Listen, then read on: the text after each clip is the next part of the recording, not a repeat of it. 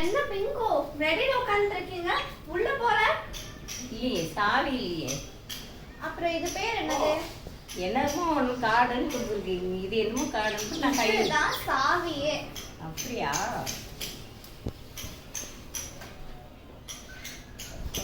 இப்படி போய் இப்படி தொட்டா போச்சு. இப்படிதாங்க நம்ம வாழ்க்கையில நிறைய பிரச்சனை இருக்கு. ஆனா அந்த பிரச்சனைகள்லாம் சாவி.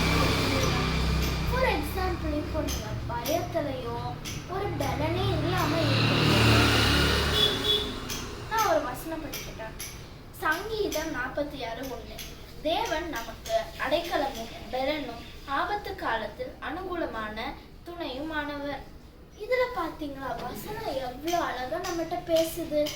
இப்படிதான் உங்க வாழ்க்கையிலயும் எவ்வளவு பிரச்சனை இருந்தாலும் அந்த பிரச்சனைக்கெல்லாம் சாவிய இதுக்குள்ள தேடி படிங்க.